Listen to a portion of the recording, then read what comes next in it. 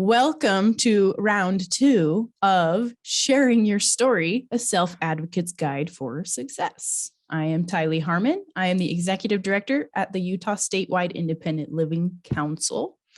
And I will give you a visual description because I forgot to last time.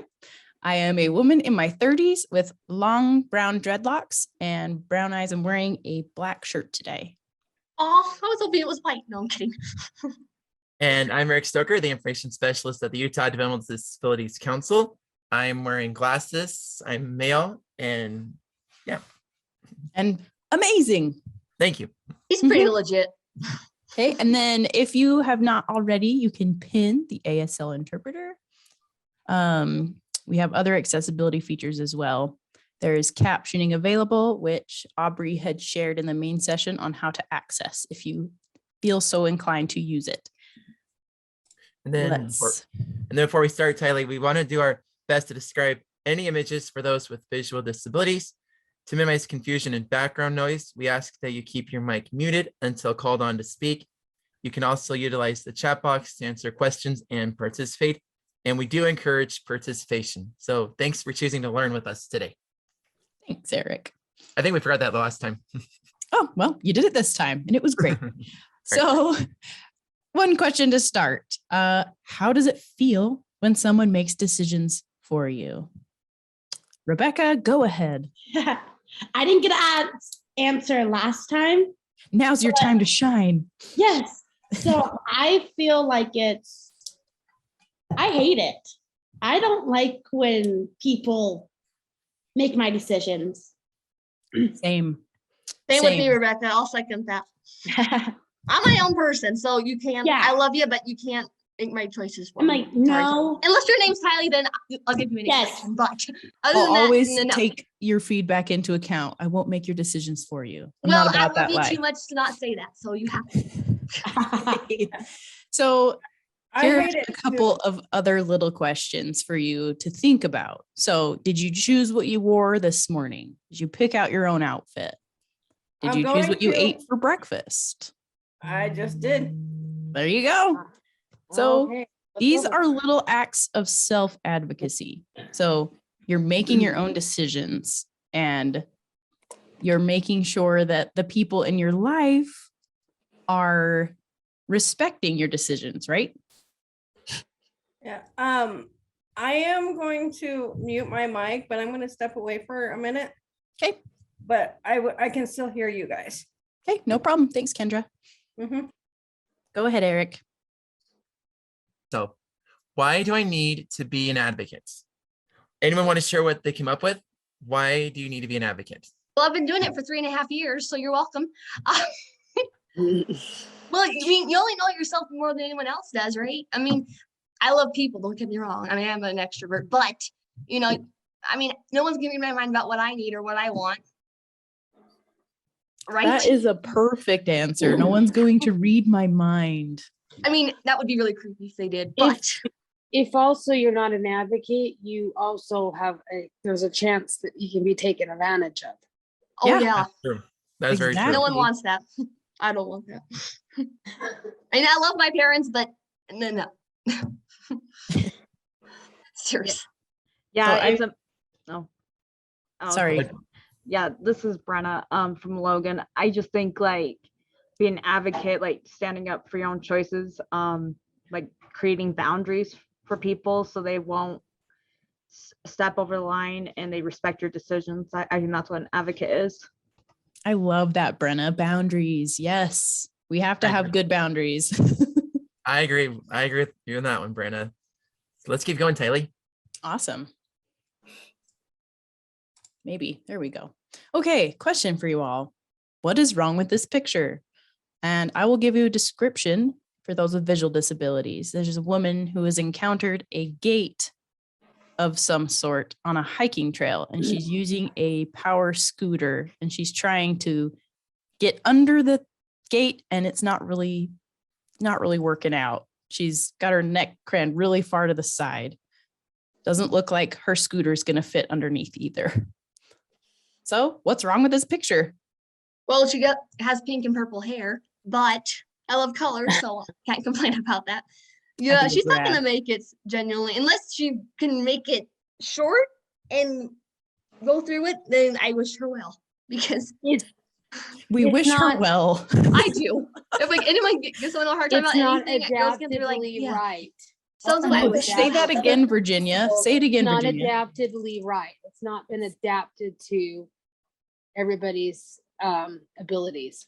Yes, that is Another the perfect thing- answer. And it Tylee, could cause, Yes, Sandra.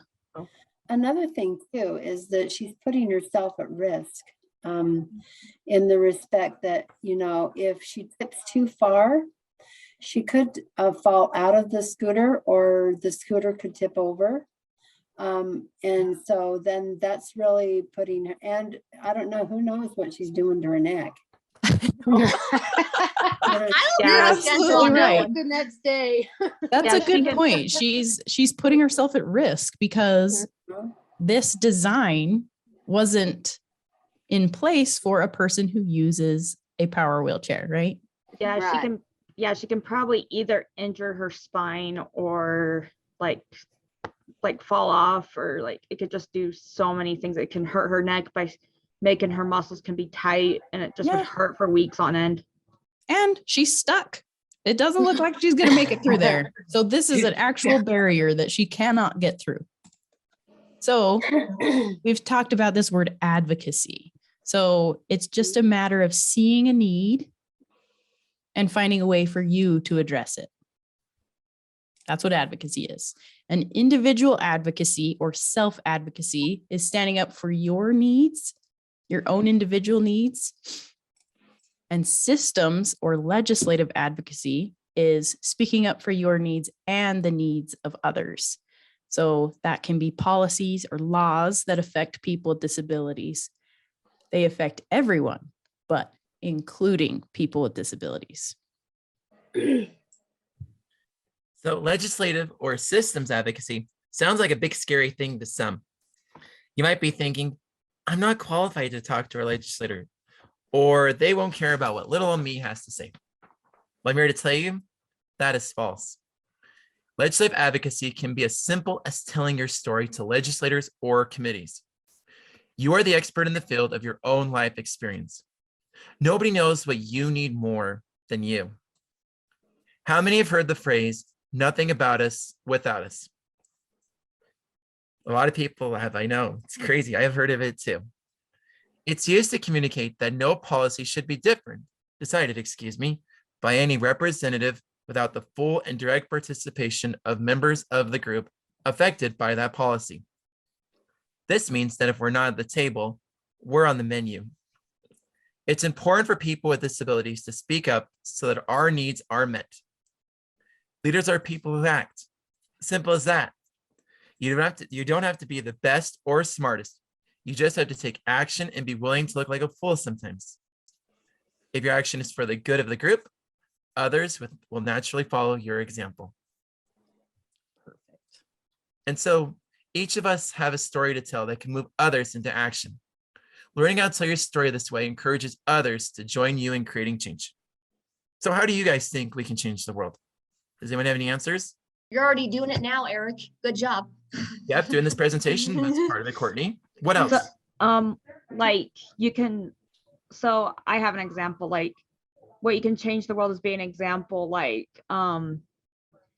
what you can do is help others and show them that you're a good person, and by like helping them, like my fiance, like he didn't know I had Asperger's when I told him when we were started dating, and I just help him understand, like, you know, what he can do to help, you know, and other people who, you know, have high functioning autism or other disabilities, you know, how to make a relationship stronger with a partner you want to be with, or like a family member.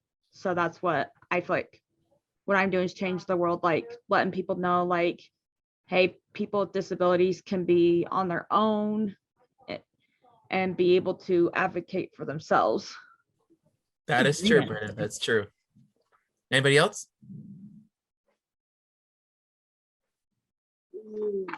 We can go to the next one then. Yep, I'm hearing silence. Okay, so storytelling is a way that we can advocate for change, or as a way of showing decision makers, that the decisions that they're making affect us. So I presented this idea last year, but the story of you, us, and now. So a story of you tells why you specifically have been called to advocate. This is your personal experience as a person with a disability. It can be your personal values or a problem that you've encountered just on your own. And a story of us communicates a broader vision. So it's why our community is, in particular, is called to act. So, and why we have the capacity to lead. I like that. I like that idea. So we're the experts, right? As people with disabilities, we're the ones who know what we need.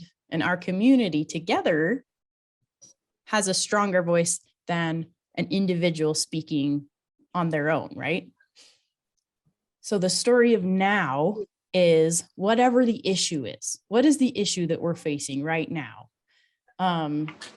So that's whatever that urgent challenge is, the thing that we need to advocate for, or something that we're experiencing.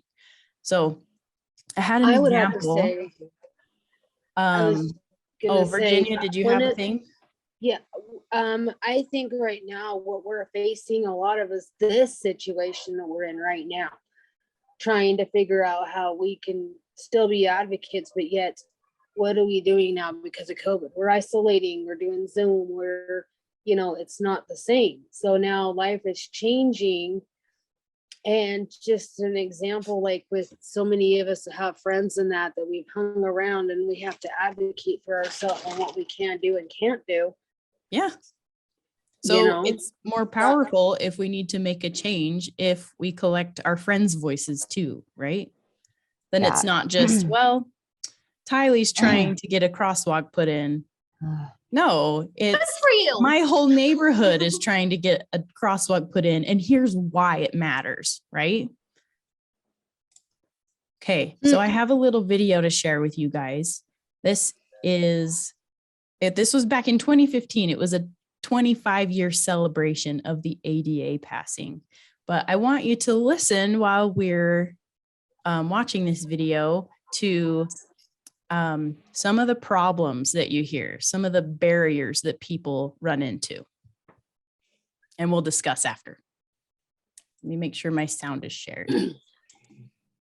Okay.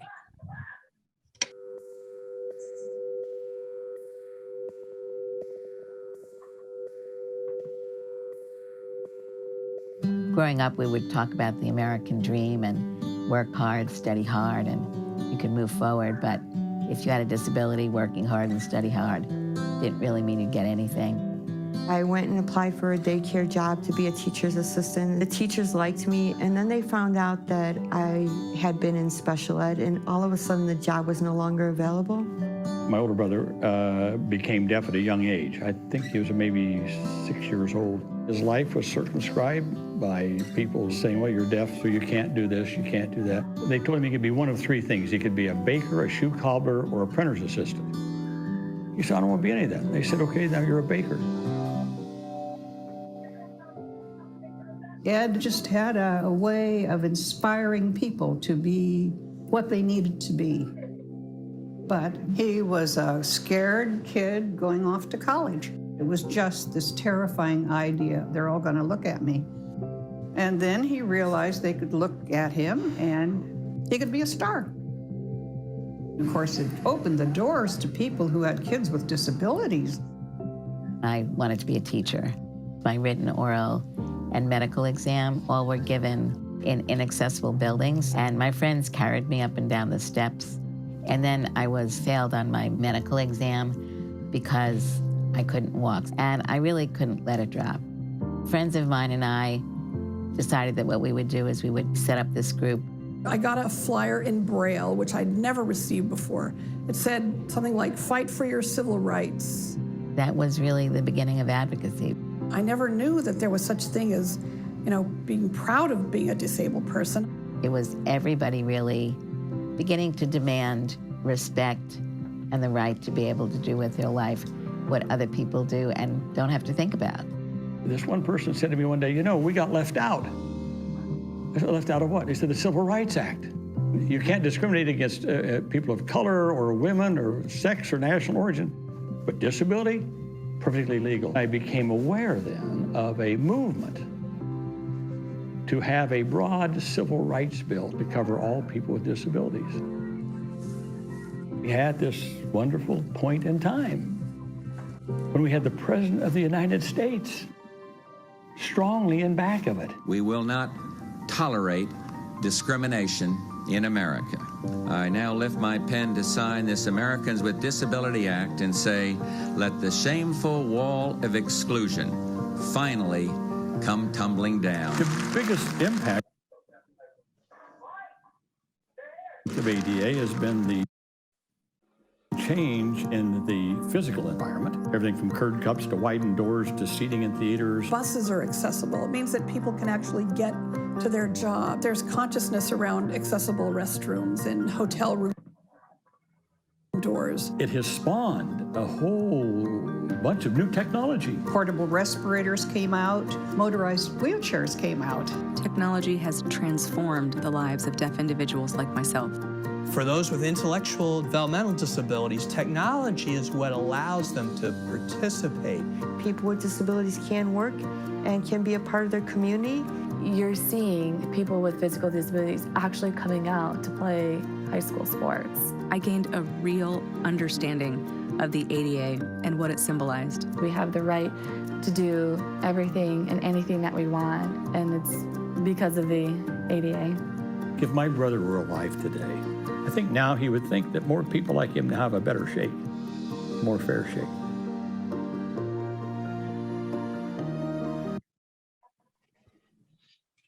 Okay. Who noticed some of the barriers? Who wants to share? I'll share. Like, go ahead, Brenna. I saw like how that lady who couldn't be a teacher's assistant, and that I just felt really bad for her. Like, even though it's a different barrier, but there was different barriers that I had in my life. I wasn't diagnosed with Asperger's till I was 14. I had a lot of social barriers. Like when I was in high school, growing up in a small town with limited resources, like some people didn't believe I could drive a car, but I proved them wrong. I have my own car and license. Some people say, and I had a relative, who was worried about me. Like my grandma, she was so worried about me. She probably thought I wasn't going to get married, but I proved everyone wrong. I'm getting married next month. And I'm excited because this guy is really nice. And there was another barrier, like people thought I couldn't live on my own, but I can because I know how to survive. I know how to budget money. I know how to work hard at my job, and that's what's important. Yeah, for sure. Thanks for sharing, Brenna. Yeah, you're welcome. Did you guys notice there was an individual who had applied for a job and she was perfectly qualified to do the job, but she didn't pass the medical thing because of the fact that she couldn't walk. Oh, that was Judy Human. This other lady was trying to apply to work at a daycare. Oh, and yeah. she was totally qualified to work with kids, but as soon as they found out that she had been in special ed, then they were like, oh, the job's closed. Is that fair? Nope. It's not fair. The point is that these things were not fair. They saw these issues. Barriers is another word to use, that they couldn't access the things that they wanted to do, the things that they needed. I don't know if you noticed Ed Roberts. Do you guys know who Ed Roberts is? So his mother was the spicy older lady that was talking about him being an advocate, that he didn't want to be seen, but then he decided that he would use his platform or his exposure to help all people with disabilities. So he had in high school, it didn't talk about it in this video, but he had in high school a barrier in graduating because the requirement was that they fulfill a PE, physical education, running a mile. And he's a wheelchair user, so he wasn't going to be running a mile in his wheelchair. So they were going to not let him graduate high school because He was a wheelchair user. That's discrimination, right? And I mean, and that's the thing, it had to take somebody to say, you know what, that's unrealistic. You know, give me something else that I can do to prove that I can pass that stupid PE course, you know? That's why they had no choice but to come up with different kinds of ways, because that exactly it. It became a discrimination thing. And I can't help but sit there and think, when it comes to like, not just passing that, but you know, it took a Black person to sit in the front part of a freaking bus to change the whole fact that you can get on a UTA bus and sit where you want, you know? Right. They were advocates, right? They did the thing. They did the hard thing. And that's the point, is that we are willing to do the hard things to get what we need. So I have a question for you guys. Well, and I was quickly going to answer with that. I personally have had experience with discrimination in trying to get into the carpentry field, specifically because I'm visually impaired. And even though that, like, you know, they automatically judge you that you're visually impaired. So if you get hurt on the job, then you're a quote liability. But Joe Schmo over here, who is like, you know, visually, I mean, who is completely able-bodied, can hurt himself on the job, and somehow said person is not, you know, a liability. And that's how society has treated pretty much every disabled person. There's one type of, you know, one type of rule for able-bodied people and looking at, but then if you're disabled, you have to almost be perfect rather than given leniency in anything as far as that goes. So yeah, I personally experienced that. Sure. Thanks for sharing, David. I appreciate it. Well, that's why it's important that we do advocate, right? Yep. We as the experts, people with disabilities, need to speak up for the things that affect us. Eric, go ahead. I forgot I'm on mute. Let's go to the next slide though, because I think we were talking. Because I think that's our next slide. There we go. Okay. Alrighty. So we're gonna ask you guys this. So we're gonna ask you guys to guess which act this is. And so this act prohibits discrimination on the basis of disability in programs conducted by federal agencies in programs, receiving federal financial assistance in federal employment and in the employment practice of federal contractors. Who can tell us what this act is? The ADC Act, the ADA. It's not the. Rebecca's hand is up. The act. The act, the one. Should we see if she's right? One and only. Yeah, it's the one and only. Okay. It's the Rehab Act. You guys are close. Ah, dang it! I was so close. I got my acts mixed together. I think I need to go back to school, huh? No, just kidding. You're good, Brandon. No worries. Hey, it's okay. The first session had a hard time guessing too, so don't feel bad. So I'll tell you guys about this act a little bit. So this act basically says that any agency that receives federal funding is required to give equal opportunity to people with disabilities. This includes schools. Anyone have a 504 plan in school? I'll let you know, Eric. Okay. You're good, Courtney. So let me explain. So a 504 refers to Section 504 of the Rehab Act. This is how students who have a disability can receive accommodations in the mainstream classrooms. It's different than an IEP, which I'll get to. This also provides people with disabilities with reasonable accommodations in an employment opportunity if the agency you're working for receives federal funding. The ADA protects you from discrimination in other employment opportunities, but Section 504 was the first disability civil rights law in the United States. Okay, now what do we think this act is? So it prohibits discrimination against people with disabilities in several areas, including employment, transportation, public accommodations, communications, and access to state and local government programs and services. Any guesses what this one might be? Is this the ADA Act? Brenna, ding, ding, ding. I was Well, thinking Brenna, that say too.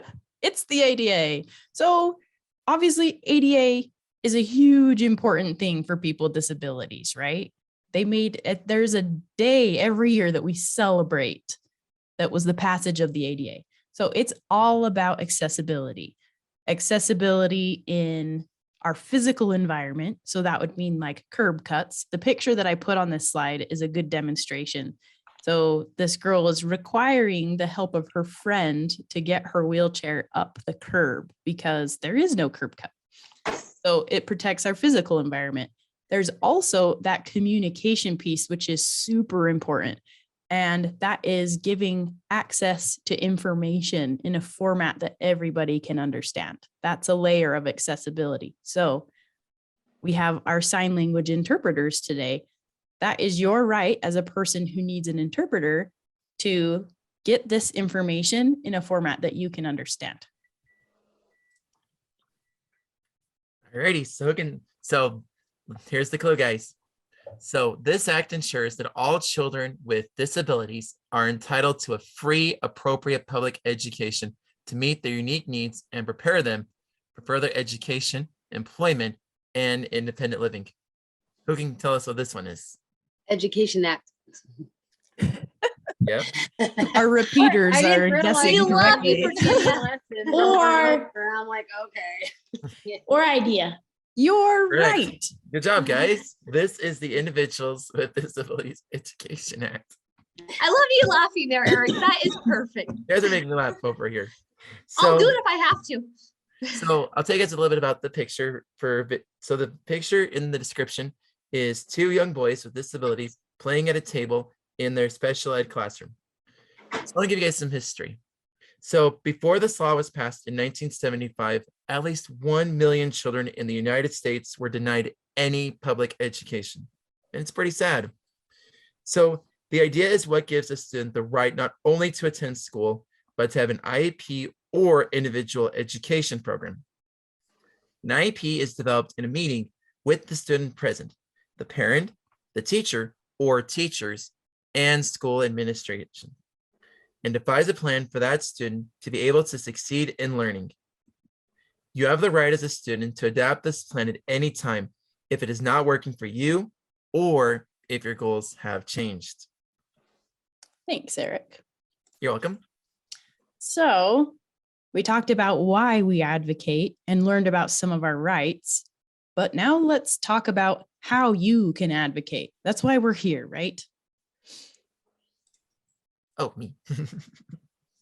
So I'd like to introduce everyone to David Egan.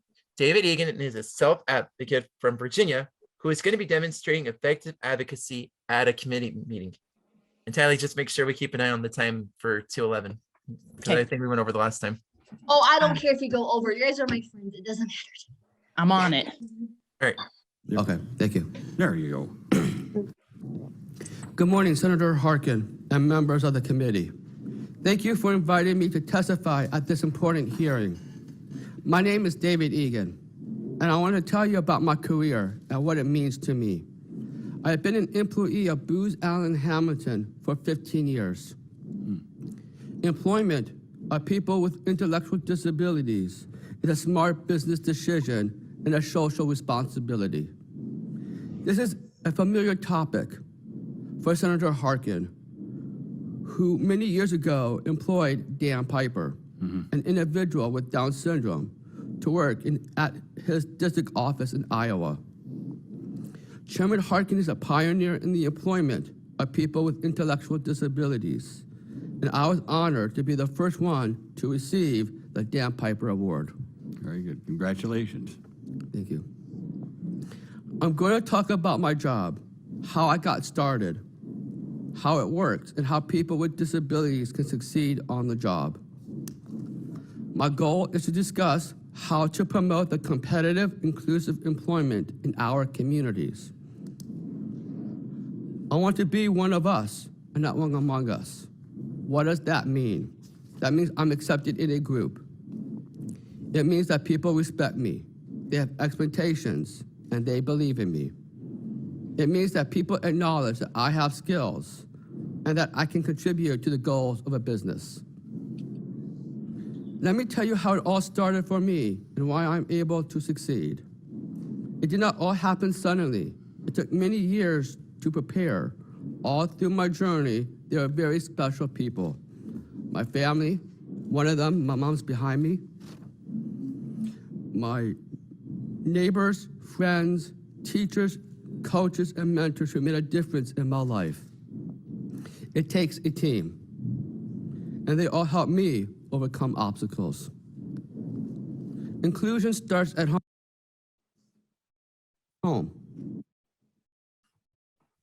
I remembered. It's okay, Tylee. So what did you guys notice? And the first question we're going to ask you guys is, what is David going to present about?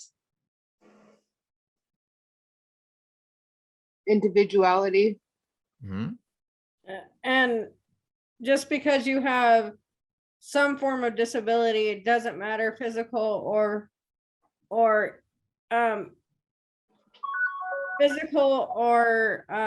invisible. It doesn't matter. You still deserve the right. Oh, you froze, Kendra. Where's that mine?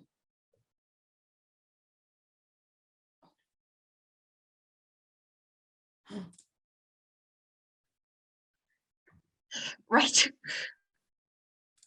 Sorry, I Yeah. lost internet connection there for a second. Are you guys good? Nobody got lost? Okay. I don't want to be lost. I don't want to be lost either. Remember, these guys were in the right direction. Exactly. True. So how does David connect himself to a lawmaker and to himself? Didn't he get an award, or was it a sibling or something, or a friend that got some sort of recognition for something? Is that right?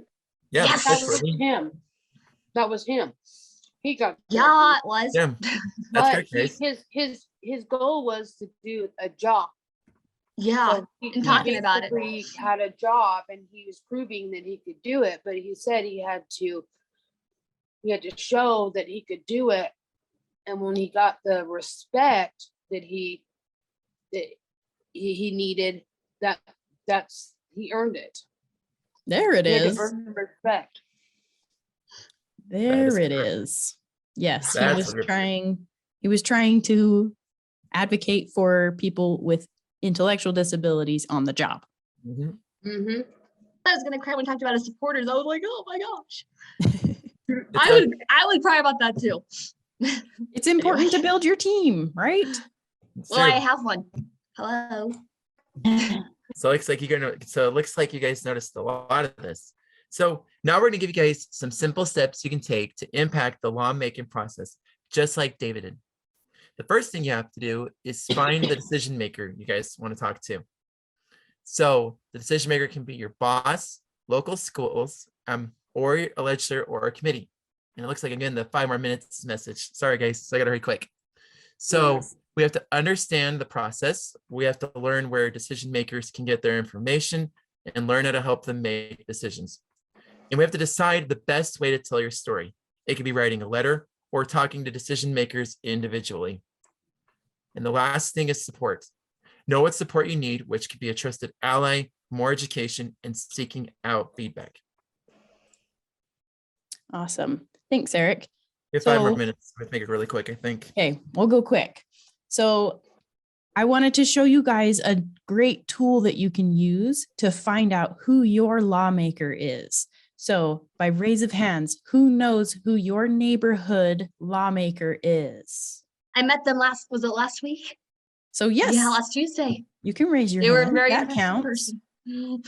Okay, so if you don't know, I really encourage you to look it up. So this is a screenshot of what you'll see when you go on to le.utah.gov and you find district. So you can type in your address, your street address, and your zip code, and it will pull up your legislative or so it'll show your senator if your area has one and your representative. you can click on their profile and it'll show you their face, a picture of their face, so you can identify them in a crowd. And it will show you what committees that they sit on.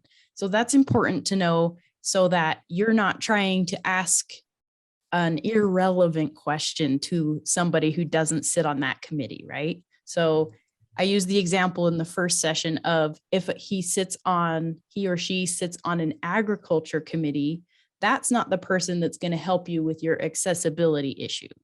So making sure that we're finding the relevant people to talk to. And on this page right here. Oh, sorry. Okay. So on this part of the website, this is the calendar. This is the calendar, like what sessions are happening today or whenever. And also another way to get involved is you can access the daily remote sessions. You can track the budget that they're working on. You can view upcoming legislation, and you can also track their agendas as well. And you can also go onto their agendas and click on for public comment and stuff. Mm-hmm. So these are great tools. We encourage you to visit the website if you haven't already. Right. So what rights do we still need access to? We thought of a few. Go ahead, Eric. So some of the things that Tylee and I thought of was community-based long-term supports and services, direct support professionals, education, employment, transportation, healthcare, housing, and technology. So we have access to some of these, right? But sometimes we need a little bit more access or things maybe in a format that works better for us. So when we're looking at advocating and being an advocate, look at the things that are in your way. So those barriers, and then we can find further access to these things, right? I would have to say, when it comes to like reading and how to read it at second grade level and spell at a second grade level, because of my learning disability and retaining information. So for me, transportation, obviously healthcare and information is critical in a way that I can understand. Absolutely agree. Thanks, Virginia. So what can I do? What can you yourself do? Here are some ideas. So like David, we can testify. You can speak to your legislator or to a committee and share your story, which is the theme of this presentation. You can keep an eye out for injustice. So injustice basically just means things that are not working for the disabled community. And ways that you can look out for injustice are staying informed. So follow social media pages of organizations that keep track of these things. If you're not the type of person that's going to go look it up online, follow a page that does do that and that they present that information to you in a simple format. You can own your disability and the role that it plays in your own life experience. You can strive to raise expectations of the people around you. And you can teach people how to treat you. Show them what your value is. And we, as a disabled community, can earn the respect of the people in our lives.